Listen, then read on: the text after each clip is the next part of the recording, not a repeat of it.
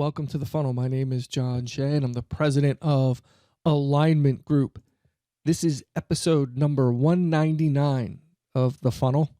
Why weekly sales meetings suck. Before we get started, I just want to let you know that if you go to alignment-group.com and subscribe to The Funnel, we will email you the show notes. So we send out a weekly email to subscribers that includes all of our publications for the week, mostly the podcast, but we do occasionally drop a blog in there, and you'll get all the show notes and information and links that you need for the episodes from the previous week. Okay, so this is going to be fun for me because not only have I attended really sucky sales meetings, sales management team meetings, but I've actually hosted my fair share of sucky meetings. So don't feel like you're alone as we go through this process. And by the way, there are some really cool videos on YouTube about sales meetings and forecast and pipeline. And there's some hilarious stuff out there. And I'll try and put some links in the notes so you can take a look at them for yourself if you'd like. Today's agenda, we're going to talk about time. Number 2, unprepared. Number 3, administrative. 4, poor data management. And then I'm going to end it with some suggestions. 5. This first podcast sort of sets up the next few podcasts, because the next few podcasts, I'm going to talk about the different types of meetings, and I'm going to talk about how to conduct those meetings and some of the things you can do to drive good sales meetings. And I'll get very specific and detailed, more specific and detailed than say this meeting where I'm really just kind of talking about some of the problems.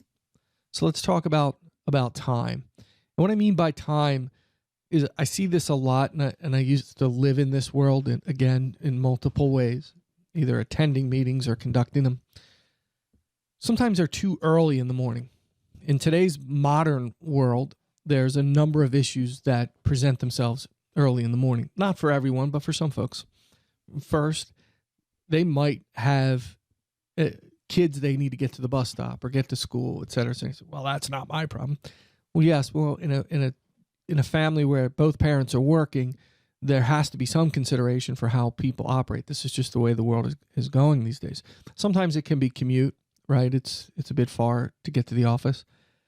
Too early could mean as well that you're having these meetings early in the morning and you're forcing your team to come into the office, right? So it could be maybe you're in a geographic area, like you're working in a city and you have territories around the city. If you're asking someone to come into work at 7:30 in the morning and their territory, they have to drive through their territory to get to you, that's an issue.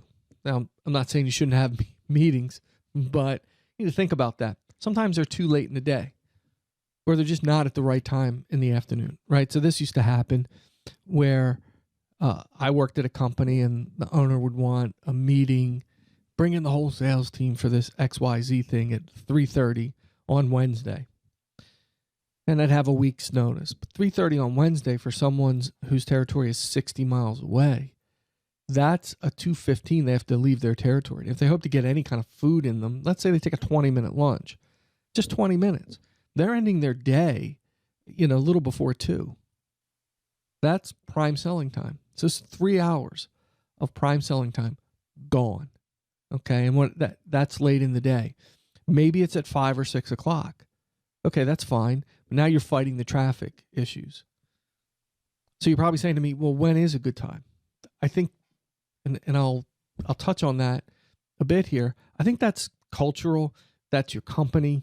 There's a lot of things that go into deciding when the appropriate time to have a meeting. Maybe your weekly meetings, if you have the weekly meeting, I don't know how often you have your meetings, weekly meetings, maybe some of them are remote. With GoToMeeting and video conferencing these days, you don't have to leave your territory to come to a meeting. Let's say it's at 8 o'clock in the morning and everybody's getting ready to hit the field right after that. If you live in your territory, you're 5 minutes, you do the meeting and then you're out in your territory. You don't have to spend that time in the office. Now, some folks would say, well, that's the time to get admin work done, et cetera, et cetera. And I always go back to A, B, and C time. A time is closing an opportunity. B time is all the work that goes into creating those opportunities. And C time is everything else, like admin work. Do you really want your rep spending a half a day a week on that sort of thing in the office? And of course, they could do calls and emails, et cetera, from the office. But just think about that. Sometimes the meetings are too long. They could go an hour, hour and a half, 2 hours, 2.5 hours. That's way too long. Now, I'm not making a judgment on when the meeting should be, how often. We'll talk about that in the future, how you construct your meetings for your sales team. I want to get into that over the next few podcasts. What works, what doesn't work, why it depends on the type of team you have, what kind of culture you have. All of those things factor into sales meetings. So those folks that tell you there's a solid structure for every company's sales department, and this is how you should have your meetings, they have no idea what they're talking about. You could have all very new, very young reps, new to sales. Well, they need a lot of development versus a senior level rep that's been with you for 15 years. Don't you think the meetings might be slightly different? So I want to give you kind of that structure around that. The next thing I want to talk about is too frequent. Okay, I came out of a world when I was managing, and this is kind of different places, but when I got into the management side of it, I know for me, my meetings just, the number went up. When I got to VP, it got even worse. Every time I turned around, I was in a meeting. Way too frequent, way too long. It didn't allow me to do what I needed to do on the sales side because I'm in meetings. I mean, honestly, I was in a meeting once, that senior group, executive group, talking about big stuff. We spent 90 minutes on artwork for a hallway in the building. I almost died. So too frequent. You bring in your reps in for meetings and you're having a lot of meetings, that's a problem. Next is unprepared. I'm sure most of you can resonate with the time thing, right? Too early, too late, too long, too frequent. I think you can resonate with this too. Monday morning rolls along. You start a meeting and the manager comes in. Maybe you're a rep. Maybe you're a manager. Let's say you're a rep. You sit down. Your sales manager comes running into the meeting, all disheveled, got the cup of coffee. It really doesn't have a prepared meeting. There's no agenda. You're not really talking about anything important. You're spending time on stuff that doesn't make sense. Or maybe it's the other way around. The manager's got everything prepared and the sales reps come in unprepared, no agenda. Or whatever it is they were supposed to do, they didn't do. Maybe there's no reason to meet. Okay? Maybe you're talking about the same old thing. I know back in the day you'd have meetings and you'd come in and you'd give your numbers for the week, for the previous week, your activity numbers. Well, heck, that stuff's available these days in a CRM. You don't need to do that. And for 20 people, that took forever. That's 30 minutes. Bang, gone. You don't need to do that. You don't need to go over that. What's the reason you're meeting? What is the agenda? What is the outcome you're looking for? Why do you meet? Oftentimes, sales meetings, these weekly sales meetings that occur, the reason that people are unprepared is because we've always had this meeting. And it's over time, different people have taken responsibility for the meeting and it's sort of melted down into this wasteland of nothingness. They're very scattered. They're all over the place. You're talking about different things, different weeks, depending on the week. Maybe sometimes you retread the old news of the day. You're going over deal. Tell me, a win or a loss, or let's talk about this deal if you're talking with a small group. Or management gets up and gives these long speeches, motivational speeches, and people are falling asleep. Where owners come in and they want to give the speeches, or they bring in somebody from another department to talk about a new policy. Is it really the right time for those types of things? I put the word punishment You'll see that on the video version of this. Okay? And the word punishment means sales reps view it as a punishment coming into the meeting. Maybe you browbeat it. Maybe the month is really crappy and the manager's pounding fist and you have to sell more. And so, the old saying, the beatings will cease when morale improves, that sort of thing. So you're really not getting any value out of it. There's no structure to the meeting. There's no thought in what the weekly meeting should look like. Or maybe you're just trying to cram everything in, from pipeline to forecast to activity levels to sales development and training and any kind of internal business updates. But the worst thing that could happen is a manager that comes in unprepared and is just not ready for Monday morning to hit or whenever the meeting's scheduled. They have too many other things. Worse off, if it's middle of the week, late afternoon, and their day has caught up to them, and they just come running in late, that's terrible. Or they cancel it at the last minute because they're unprepared. That's even worse. Next, I want to talk about, I use the word administration. I'm not sure that's the right word. I probably should use red tape or whatever. It's a time where you're bringing them in, like I just said, you're bringing them in, you're putting all this stuff. So you're doing all the tedious stuff. You're talking about paperwork and red tape and internal messaging and all the junk, quite frankly, that you can deliver to them in other ways. Like something like an internal webpage that has all that stuff. It's their responsibility to check. Here's an update. Here's the new contracts available. Maybe they have a library or repository of information, and here it is. And if they need some additional help on how to fill out those contracts or what's changed on that, they can reach out to the appropriate person. How hard is it to put a document or a video together explaining that? Why do you need to bring them in for that? Why are you spending time on those admin stuff? We used to have admin come in and explain to us how credit worked and how this worked and how that worked. And if everybody did everything they were supposed to do, everything would be great. Okay. Waste of time. Prime selling time. You don't want to spend your time doing that stuff every week in a sales meeting. That makes for a sucky sales meeting. So just think about what I've talked about. It's really early in the morning. You try to cram everything in. Your manager comes in disheveled and maybe with no agenda, no real focus on what the outcome's supposed to be. You're just trying to cover everything. Everybody has to go through their numbers and deals, et cetera, and you have 15 people in the room.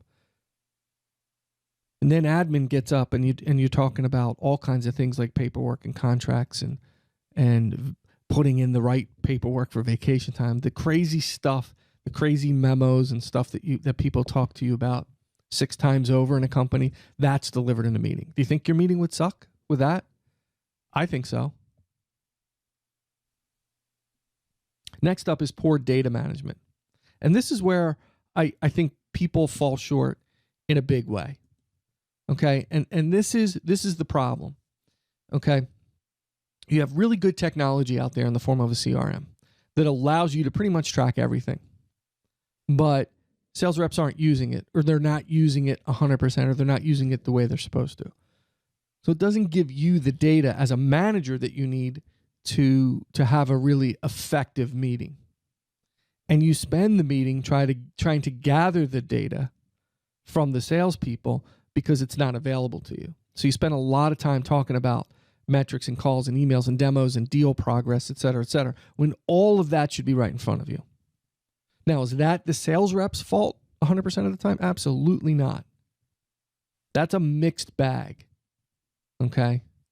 Why is that a mixed bag? I'll tell you for 2 reasons. One, 9 times out of 10, the people who design the CRM or how it's going to be used in a company aren't the salespeople. It's senior level staff and management and maybe some sales managers. So everybody's talking about what they need from the CRM to be effective for their department, the information that helps them, the dashboards, with no thought on what it's going to take for a sales rep to be successful. So when I start talking to folks about that, I'm very clear up front. It's about the rep. and what's going to make their job easier in the field. And if they do the things they're supposed to do in the CRM, the outcome is the management team on the sales side or anybody else that's looking at it will have the data that they need to be successful. So I want folks using the CRM. I want them to put their deals. I want them to note the deal progress. I want them to follow up with their customers and note that. And how do I make that easy? I give them a CRM that doesn't require a tremendous amount of typing. A lot of the stuff is automated and easy to use. And in today's world with cloud-based technology, it is amazing. I happen to use the HubSpot CRM. I had somebody tell me in a call the other night that I was a commercial for them. I'm not a commercial for them. You guys are using it. I use it every day. So I know the value of that CRM. Imagine walking into the sales meeting, whether it's a one-on-one or a team meeting, and everything's right in front of you. As a manager, you know where they are in a deal. You've seen all the notes. You know how many emails or calls or demos, whatever metrics you're tracking are right there. And you can look at that and make determinations. Actually, you can look at all that stuff ahead of time so when you go into the meeting, you're prepared. You're prepared with quality questions instead of having them deliver the news again on the same subject over and over and over again because it's not in the system. And what happens when you do that? First of all, the meeting sucks. Second of all, it gives the sales reps a great opportunity to tell a story or to push something to the next week or the week after. Because you're not writing it down. I know that. You're not remembering everything they say. So if you're not managing the data that's coming in or the work that they're doing, how can you have an effective meeting? Okay, so I touched on some things here that make your meetings suck. So I want close your eyes and imagine coming into a meeting like that. None of that data is available. So you're sitting next to a rep in a meeting, a team meeting, and they're asking that rep about the same deal for 3 weeks in a row. And they're giving the same answers. And you just want to bang your head on the table. And then you're next. And you do it. And the person next to you wants to bang their head on the table. And there's no real agenda. It's ad hoc. The manager comes in and kind of goes around the room. If you're a rep, you're mad. If you're a manager, you feel good. Some managers, because I had a meeting. But did you really make any progress? And do they really care about what you're talking about? Or is this just part of the game that they play to get through the day? Ask yourself that question. Are they getting anything out of this? Finally, I have some suggestions for you. A couple of things. One, culture has a lot to do with this. Having the right sales culture, putting valuable meetings on the table for your team. And some of those meetings might evolve, or the type of meetings might evolve. It's not the same big crunched meeting every week that houses everything. Because that's kind of silly, I think. But the culture drives the meetings. If from senior management on down, those meetings are long and boring and waste of time and nothing ever gets done and no one ever does what they say they're going to do and it just keeps getting put off every week, that's to be expected from a sales management perspective. Now, if you're a manager and you're in a culture like that, I feel sorry for you. But a lot of them are like that. So you have to decide you want to take control of your meetings. You might not be able to fix all those meetings, but you need to take control of yours. Why? Because really good, effective meetings help drive the number up. The meetings and the type of meetings depends on the team that you have. One size doesn't fit all. So if I have a group of salespeople and I have some senior level salespeople and I have some brand new salespeople and I put them in the same meeting every week, some would say, well, the new reps get to really learn a lot about what's going on with the senior reps, blah, blah, blah, blah. But you're wasting the senior reps' time. I don't know that you can have, I don't know how your culture's set up and how your company's set up, but maybe that's not a good idea to have all your meetings together. Maybe having some, but you separate some of the other activities and discussions that you're going to have differently based on the team makeup. Logistics plays a big role in this. I'm not saying you should never go into the office or never have people in the office. There's something to be said for people getting together, and there's a lot of ways you can do that. Obviously, if you're spread around the country or you're spread out regionally, that's not going to happen often. You might come in for a quarter or whatever, once a quarter for a half a day. That's fine. But if you can make it logistically easier for sales reps to attend the meetings and make them good, you're going to have better outcomes. And that brings me to outcomes and goals. What do you want from your meetings? Well, we got to talk about the forecast. We have to talk about the pipeline. We have to talk about activities. We have to talk about all the stuff that's going on in the company. Wow, it doesn't all have to be at the same time. And then you'll say to me, wow, that's too many meetings. We'll get there. We'll talk about that in a couple of weeks. But having good outcomes and goals, what do you want to accomplish in your meetings? And then laying it out and living by that. And it's set in stone, but it can evolve as your world evolves. And then the different types of meetings. Am I going to have all of that crammed into one meeting a week? Or am I going to break it up? Maybe I have the same number of meetings, but I talk about different things. And I'll walk through that next time. So hopefully this kind of lays down the groundwork for what's to come. And I'm sure you can all resonate with some of the crappy meetings you've had out there. And I'm not picking on every sales department, but the vast majority of sales teams are having lousy meetings every week. They're more for the benefit of the managers and ownership to feel good about themselves than they are about driving opportunities and making your sales reps better and selling more stuff. So maybe we need to turn that around a little bit. Head on over to alignment-group.com/thefunnel and subscribe. Again, we'll send you the show notes. There's all kinds of good stuff on the website. Check out our library and some of the other information we have. There's a blog page as well. We do a separate blog in addition to the podcast. You can find us on Facebook. Facebook.com/alignment group. Twitter @ShayJohnR. And of course, you can find me on LinkedIn. You can contact me, Jay Shay, at alignment-group.com. And of course, we're at alignmentgroup.com. Again, thank you. Thank you for listening and thank you for subscribing. And until next time, keep filling the funnel.